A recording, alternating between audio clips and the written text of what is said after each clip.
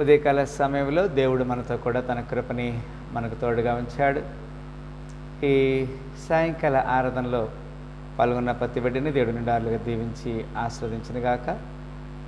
మన యొక్క లేఖన భాగము 1వ తిమోతి 1వ అధ్యాయము 12వ వచనం ఉదయం కూడా ధ్యానం చేశాము. దాన్ని యొక్క సాయంకాల సమయంలో కూడా మళ్ళీ మనము కంటిన్యూ చేస్తున్నాం. పూర్వము దూషకుడును, హానికరుడును, హింసకుడును నన్ను తన పరిచర్యకు నియమించి నమ్మకమైన వానిగా ఎంచినందున అంటాడు. ఒకప్పుడు మనము హానికరులుగా ఉన్నాము, హింసకులుగా ఉన్నాము, దూషకులుగా ఉన్నాము.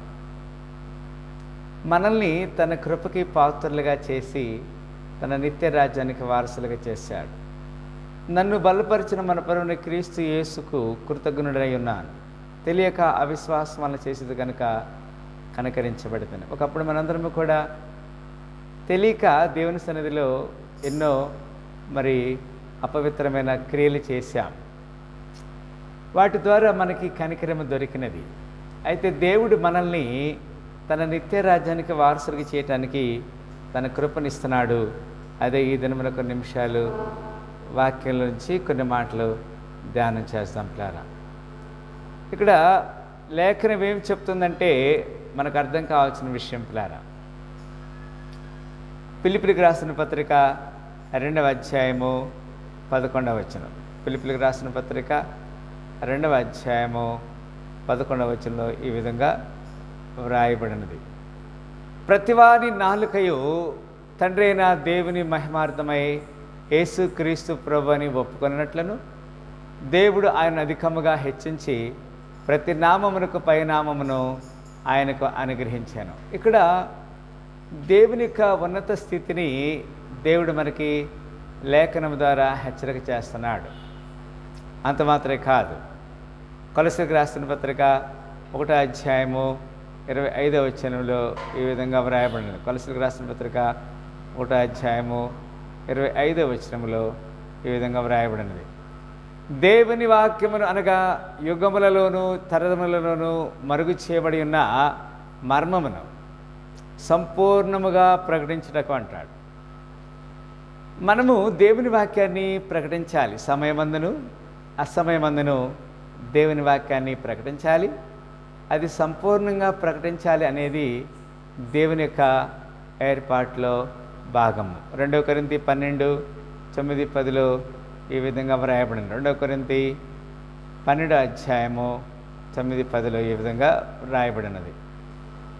అందుకు నా కృప నీకు చాలును, బలహీనత యందు నా శక్తి పరిపూర్ణమగుచున్నదని ఆయన నాతో చెప్పాను. కాగా క్రీస్తు శక్తి నా మీద నిలిచియుండు నిమిత్తము విశేషముగా నా బలహీనతల యందే. ఇక్కడ కొన్నిసార్లు మనము బలహీనత కలిగి ఉంటాం. మనమంత బలవంతులమేమి కాము. బలహీనతల్లో కూడా దేవుడు మనకు తన యొక్క బలాన్ని ప్రసాదిస్తున్నాడు అనే వాక్యాన్ని ఇక్కడ దేవుడు మనకి హెచ్చరిక చేస్తున్నాడు పిల్లారా.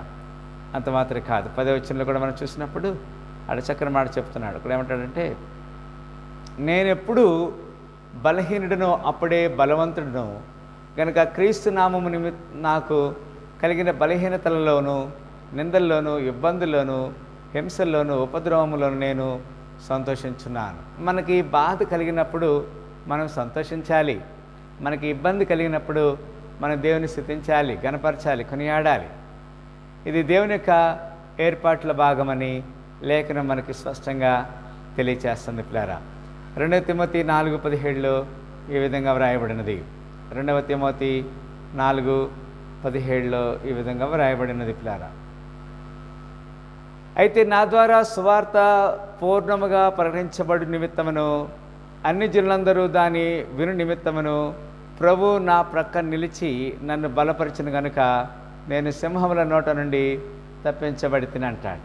కొన్నిసార్లు లేఖనం చెప్పే ప్రతి మాట మన వ్యక్తిగత జీవితానికి అన్వయించుకోవడానికి దేవుడు మనకు ఒక కృపని లేకపోతే ఒక ఉద్దేశాన్ని బయలుపరిచిన సందర్భాన్ని మనము జ్ఞాపకం చేసుకుంటున్నాము ప్రియులారా. ఫిలిప్పీయులకు రాసిన పత్రిక 4:13 ఏ విధంగా వ్రాయబడింది. ఫిలిప్పీయులకు రాసిన పత్రిక 4:13 ఈ విధంగా వ్రాయబడినది ప్యారా. నన్ను బలపరచువాని అందే నేను సమస్తమును చేయగలను, అయినను నా శ్రమలో మీరు పాలు పుచ్చుకున్నది మంచి పని. పిల్లరా, ఇక్కడ దేవుని యొక్క లేఖనం మనకి హెచ్చరిక చేస్తున్న సత్యము మనకు జ్ఞాపకం చేసుకున్నట్లయితే, మరి దేవుడు మనల్ని బలపరుస్తాడు.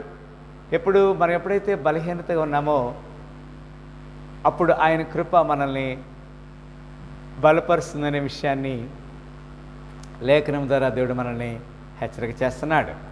అంత మాత్రమే కాదు, ఈ సాయంకాల సమయంలో మరి మనం చూసినటువంటి లేఖన భాగాన్ని మరొకసారి మనం చూసినట్లయితే, చదివినట్లయితే ఇక్కడ చక్కని మాట చెప్తాడు. పూర్వము దూషకుడను హింసకుడను హానికరుడనైన నన్ను తన పరిచర్యకు నియమించి నమ్మకమైన వానిగా ఎంచినందున అంటాడు. మనము మరి దేవుని యొక్క పరిచర్యకి పిలవడ్డాము, దేవుని యొక్క పని చేయాలి అనేది దేవుని యొక్క ఉద్దేశం. కనుక మరి మన వ్యక్తిగత జీవితంలో కొంతైనా సరే దేవుని సువార్తను చేయాలి. నా వల్ల కాదు, నేను అంత పని చేయలేను, నేను యోగ్యుడిని కానని అనుకోవడానికి మనకి అధికారం లేదు. ఎందుకంటే ఆయన మనల్ని ముందుగానే పవిత్రపరిచాడు, పరిశుద్ధపరిచాడు. తన నిత్య రాజ్యానికి వారసులు చేయడానికి ఆయన కృప చూపించాడు. కనుక మనం సిద్ధపడాలని నేను ప్రభు పేట కోరుచున్నాను. సాయంకాల సమయంలో మరి మన జీవితంలో దేవుడు చేసినటువంటి మేలులను జ్ఞాపకం చేసుకోవాలి. పిల్లరా, మరి దేవుడు ఏమై ఉన్నాడో తన కృప మనకు తోడుగా ఉంచుతున్నాడు. అంత మాత్రమే కాదు, నన్ను బలపరిచిన మన ప్రభుని క్రీస్తు యేసుకు కృతజ్ఞుడై ఉన్నాను. తెలియక అవిశ్వాసమును చేసి కనుక కనికరించబడితేనే. కొన్నిసార్లు బై మిస్టేక్ వి డిడ్, మనం తప్పు చేశాం. కనుక తెలిసిన తర్వాత ఎవరు తప్పు చేయరు కదండి. మనం ఆ విషయంలో దేవునికి లోబడాలి అనేది దేవుని యొక్క లేఖనం మనకి హెచ్చరిక చేస్తుంది. మనం సరిచేయబడటానికి దేవుని కృప మనకు తోడుగా ఉండాలని నేను ఇక సాయంకాల సమయంలో లేఖనం ద్వారా హెచ్చరిక చేస్తున్నాను. మరి మనం సరిచేయబడదాం. మరి పూర్వము మరి పౌల్ని ఏ విధంగా అయితే దేవుడికి క్షమించి మరి తనకు ఆ రాజ్య వాక్యాన్ని, ఈ రాజ్య సువార్తను ప్రకటించడానికి ఆయన నియమించుకున్నాడో, మనల్ని కూడా దేవుడు ఆ విధంగా నియమించుకొని తన నిత్య రాజ్యానికి వారసులకు చేయాలని కోరుకుందాం. అలాంటి కృపల దేవుడు మన డాలుగా దీవించి ఆశీర్వదించను గాక. ఆమేన్. ప్రార్థన చేస్తాం. స్తోత్రములు ప్రేమగల తండ్రి, మీ అపారమైన ఉచిత కృపను బట్టి వందనాలు, స్తుతులు, స్తోత్రం తెలియజేస్తున్నాం. 1వ తిమోతి 1వ అధ్యాయము 12వ వచనంలో మేము చూసాం, మేము హింసకులుగాను హానికరులుగాను మీకు ఎన్నోసార్లు అవిధేయతకు జీవించాం.